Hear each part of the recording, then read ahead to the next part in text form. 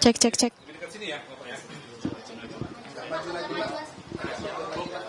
Mau tanya apa? Ya, 3 hari saya di kantor.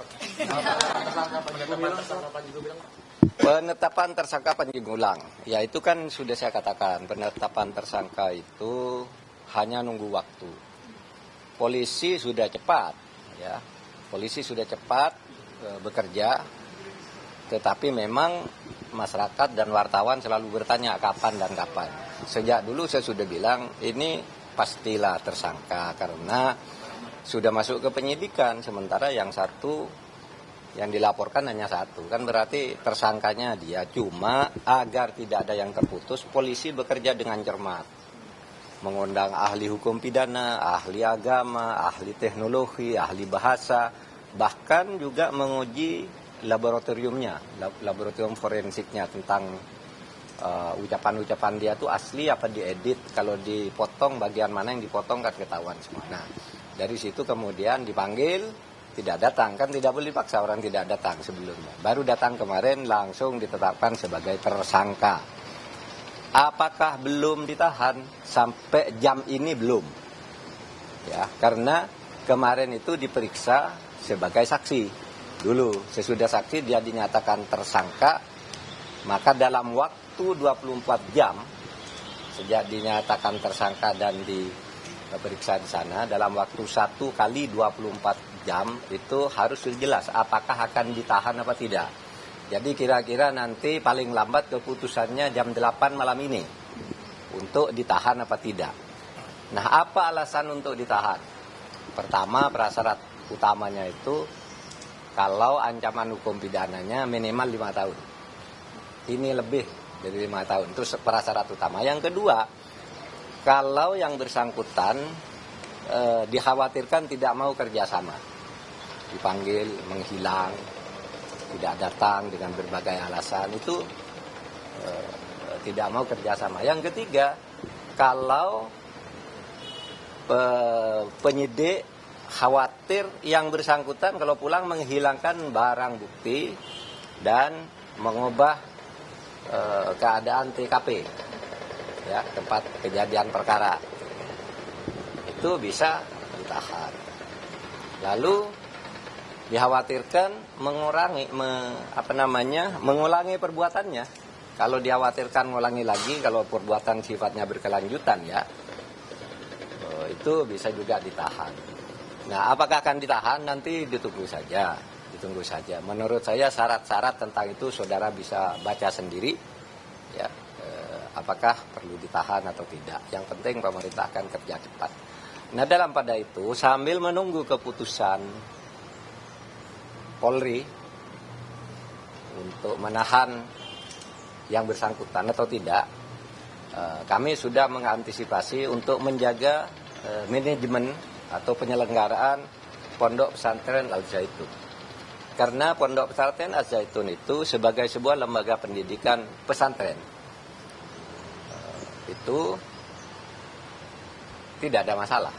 Sehingga pemerintah memutuskan untuk menjamin kelangsungan pendidikan sesuai dengan hak-hak konstitusional para santri dan murid, gitu.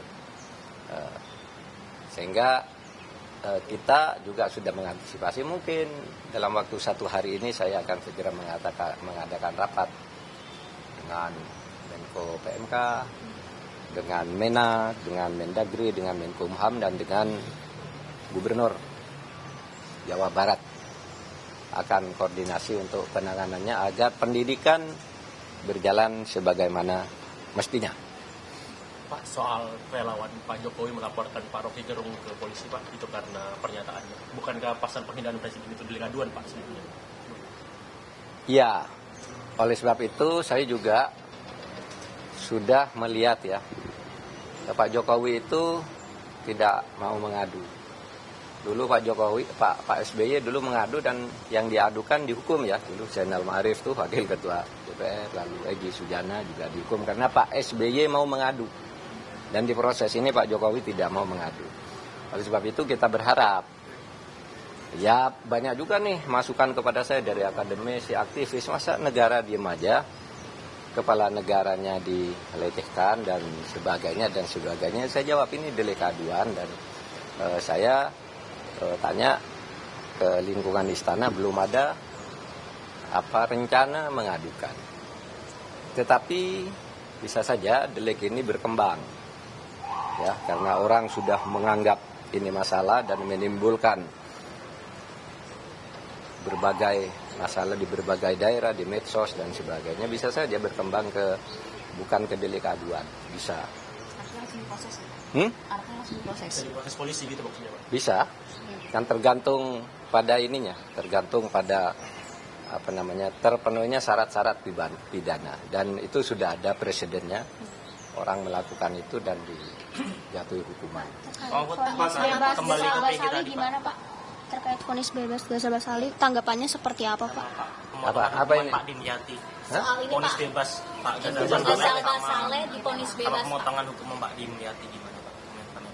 Ya, saya belum baca ya beritanya yang lengkap. Pak Dimyati dipotong berapa tahun? Dari 1 tahun Pak, 1 tahun Pak. Saya belum baca sih. Tapi itu prinsipnya itu urusan Mahkamah Agung. Tetapi yang jelas kalau dalam hukum pidana itu lawan dari pihak terpidana itu adalah negara, bukan orang. Oleh karena negara, sejauh masih ada upaya hukum yang bisa ditempuh, negara akan lakukan. Misalnya yang Ghazalba, itu kan pelaku utamanya Budiman kan udah divonis 5 tahun. Nah ini Ghazalba ini terbukti apa tidak? Pengadilan tingkat pertama di Bandung mengatakan tidak. Nah negara tentu akan dalam hal ini kejaksaan nanti akan saya koordinasikan untuk naik ke kasasi. KPK Ya, maksudnya. KPK ya, KPK karena yang mewakili negara itu KPK. Kita koordinasikan untuk kasasi, koordinasi ya, bukan mendikte gitu. Yang jelas hukum ini harus ditegakkan. Itu aja. Kalau terkait kembali ke PG tadi Pak, Bariskim kemarin kan menetapkan PG yang kemarin Bariskim menetapkan pasalnya penistaan agama Pak ya. Kemudian ada isu atau mungkin dari terkait dugaan TPPU, apakah prosesnya sejauh mana, apakah Kemenko Polhukam akan mendorong? Iya, kalau yang Kemenko Polhukam itu bersama selaku ketua komite TPPU lebih mengarahkan pada pencucian uangnya, karena itu bukti-bukti yang secara undang-undang TPPU kita punya, yaitu masalah klaim atas tanah yayasan dan rekening yang mencurigakan. Oleh sebab itu PPATK sudah menghasilkan sebuah analisis bahwa dugaan TPPU di kedua masalah tersebut ada.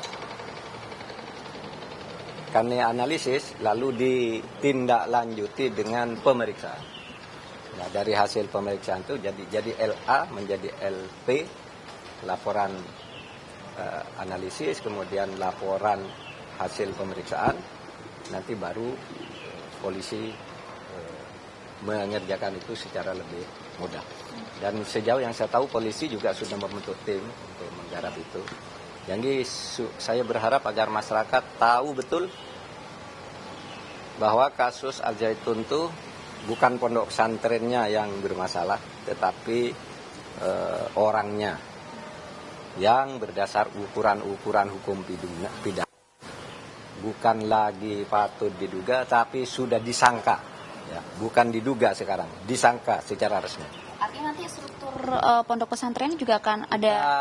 Ya, makanya kita akan rapat dulu. Ini mau diapakan? Yang penting pesantren itu harus selamat. Mereka yang bersekolah di situ harus jamin hak-haknya agar tetap bersekolah. Pak, ada yang mempersoalkan pernyataan Bapak di YouTube-nya Renal Kasali terkait dengan PK-nya Pak Muldoko, Pak. Seperti apa, Pak? Sebenarnya pernyataan Bapak dalam YouTube tersebut. Iya, soal PK-nya Pak Muldoko terhadap Partai Demokrat itu ya, saya tidak membela Partai Demokrat.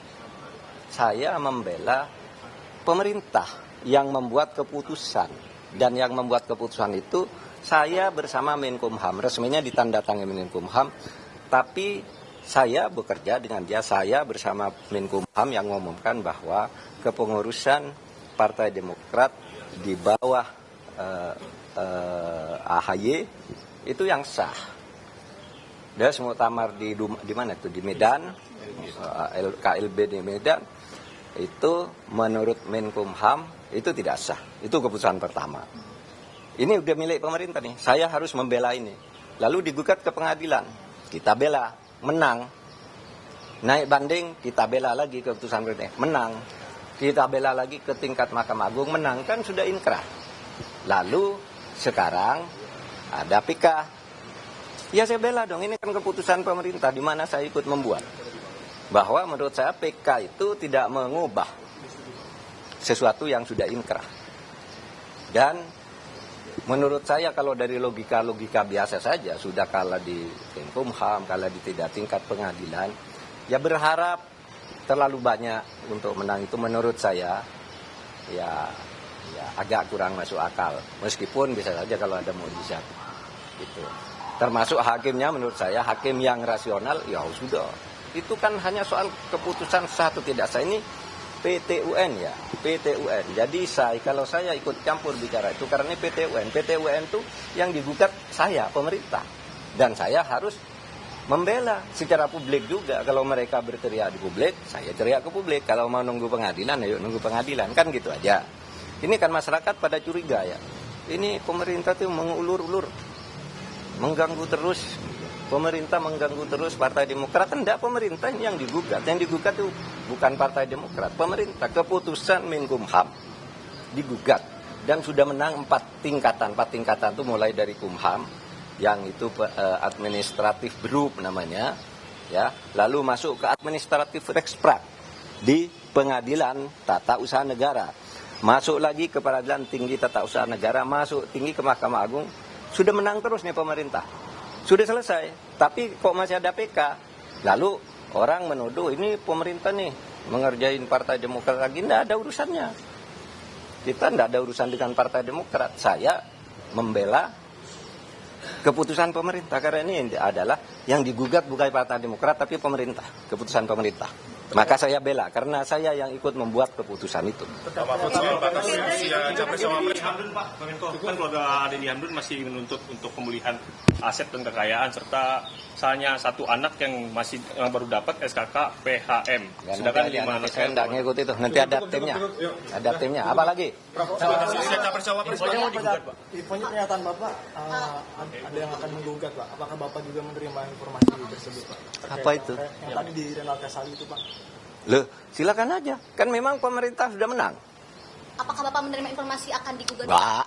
Silakan aja. Yang digugat apa? Ini ke PT-UN. Dan saya mempertahankan keputusan pemerintah di mana saya membuat bahwa itu kita sudah menang dan PK itu tidak menunda eksekusi.